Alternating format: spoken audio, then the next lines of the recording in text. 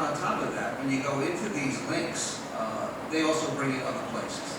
So the job for all of us, working as a team and collaborating together, is to take a look at those links and see what we're really going to share with teachers for them to use, what they think they're going to use. I want you to know this is not something that a teacher's going to open a laptop and display on a board, hit a button and show some crazy film that's inside it. All of this will be vetted before the entire program is rolled out. And I think that's the important piece, is that the rollout of the program is not something that's going to happen instantaneously. I know for sure that this Mr. Mango is going to look at, taking pieces of this, putting it together, coming up with some sample lesson plans based on this, so that you can see it. We know you want to see it, but we can't build it until we approve it. So we want to take a look at that. So we want to move cautiously. But again, getting back to the resources, again, that's there for teachers to use when building lesson plans, and that's it. If there's an appropriate video that we want to use from someplace that looks good, we'll use it. I don't want you to be convinced, or I should say convinced, but swayed by what you're seeing in some of those things. Because we don't have any control of it. We just don't. I mean, all the other links that they put in there, we'd have to sit through millions of documents just to try to take out some of the links that are there. So that's how I want to address that. And while I have the mic, I have two other areas I want to address. Mr. Orozco has a concern about teachers. Teachers go wrong. I've been in education for 46 years. Sometimes teachers go wrong. My experience with that, and you can probably find stories online where I was involved in teacher tenure charges. I was involved in 4, maybe 5. Out of those, one I lost. The other ones, the teachers actually quit. They knew they did wrong. So the consequences are, if we have any teacher going rogue in any subject, materials being shared that should not be shared, or they're expressing their own opinion and trying to convince students to follow the same idea, there are steps that we take. We're in the process of working with staff member right now, where things are not right. Principal has to address it. What do we do? We look at implementation of withholding your increment. Okay, so the teacher can't get an increment. If it's a repeated pattern that continues, then we go for tenure charges. So it's not something we just overlook. I wasn't here when the SOAR program, I know they might have got a little sloppy there. Whatever happened, I really don't want to pass judgment.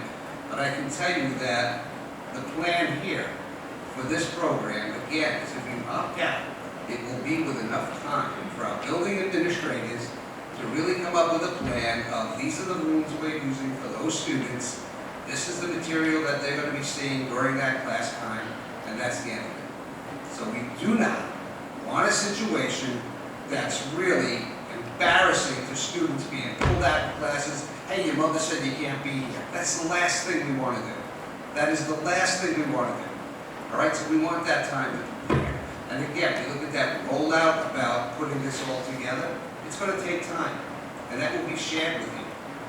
That will be shared with you if we move ahead with this curriculum. So I hope that I answered.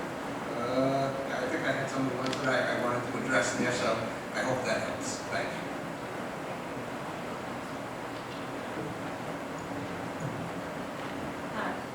Hi. So when I have a tough problem, I usually ask myself, what would Adele do? Adele is my mom. Adele is 81. Adele is an immigrant from Sicily. Adele had a hard life. Adele is very wise. So I asked my mom, explained to my mom the situation. I explained to my mom what's going on in the schools. She says, oh, Michelle, oh, that's too young. That's too young. These values are too important. These things come from the house. No matter what we say or do, everything comes from home. I've had multiple conversations with both my kids. I don't have kids in Kinnelon anymore. My daughter graduated last year. God love her, she's living her best life. We had conversations in the car.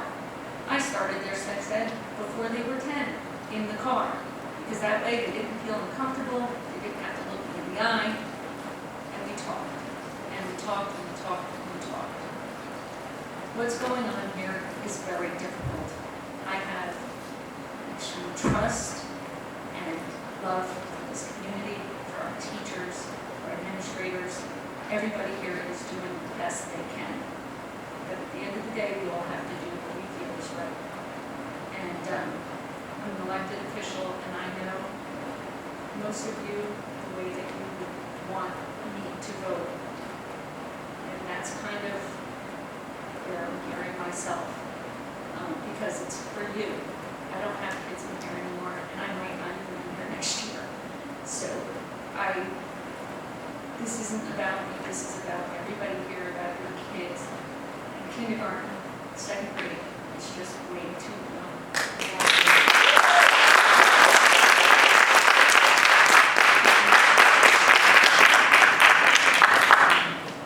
So we had a closed session so that we had some litigation issues we had to fully understand with our lawyer. And he brought up some interesting points. Kyle, maybe you could just briefly discuss what we discussed for the general public about what the implications are. So I think you probably have all seen the news. You're aware of the state government coming down and threatening discipline against districts that fail to implement curriculum that is consistent with the guidelines that we're looking to follow. So the repercussions from that are still not clear because the state has not specifically identified what they're going to do. They can range from corrective action plans. They could range to state intervention where the state can send a monitoring who would exercise local control. It could, at the highest end, result in ethics charges against board members who vote against the curriculum, which could result in their removal. But everything we're hearing from the state is that they do intend to take action against those who fail to implement the state requirements. Again, and it was highlighted, the district does have local control. These are guidelines. They are the uppermost level of what must be taught.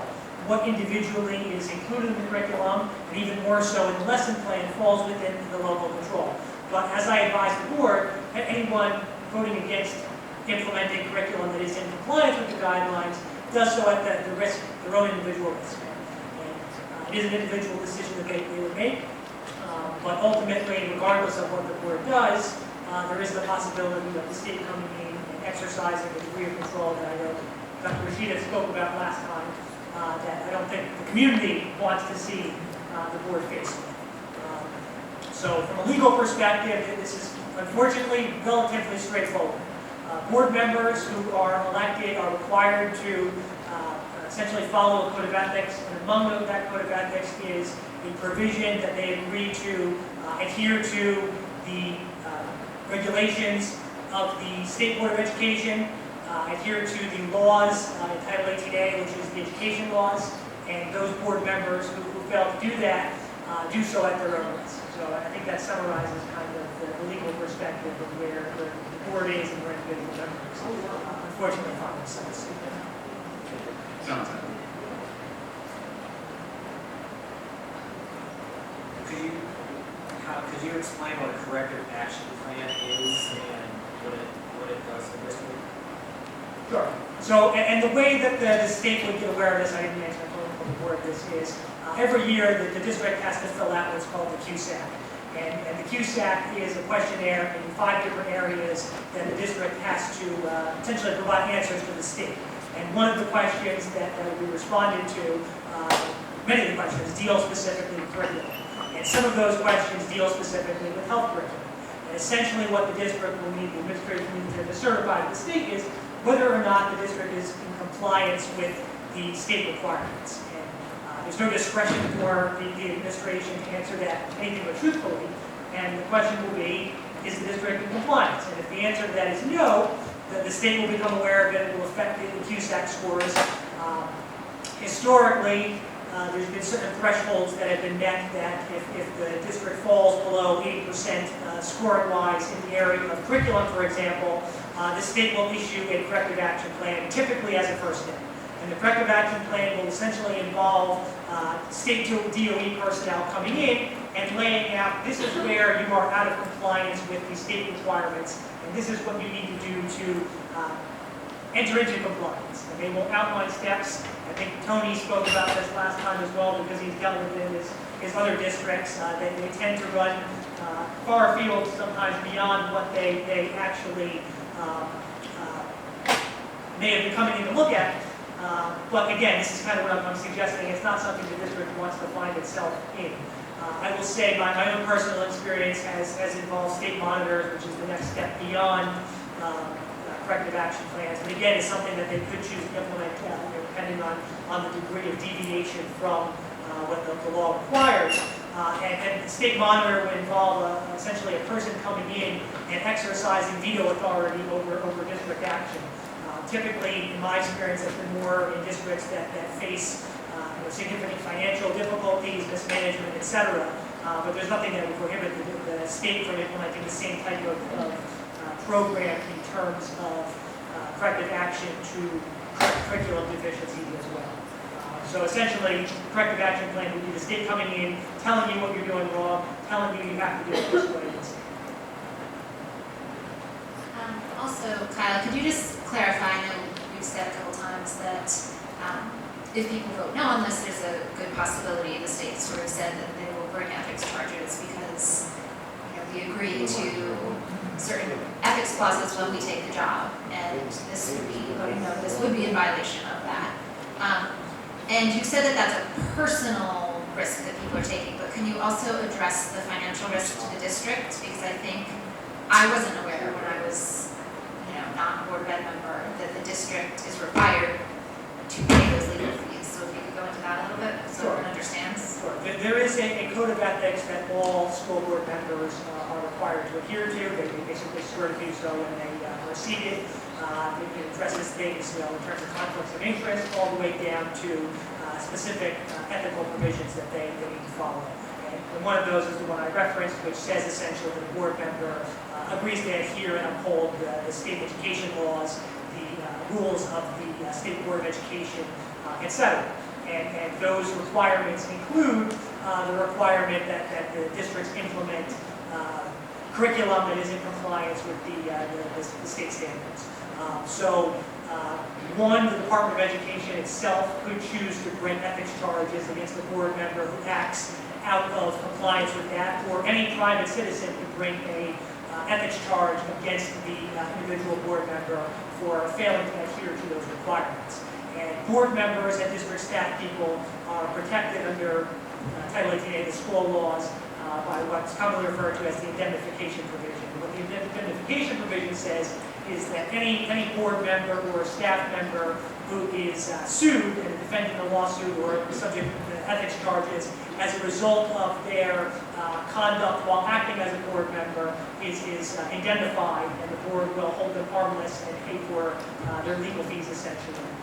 So I know the board's dealt with this in the past where board members have taken action that has been viewed as inconsistent with the ethics requirements, and the board has been forced to indemnify those board members, multiple board members, in those circumstances. So the same would be expected to play out in the event that ethics charges were brought against a board member based upon his or her vote as to the curriculum requirements. You can speak at the end of the, not right now, ma'am, at the end. There's another opportunity.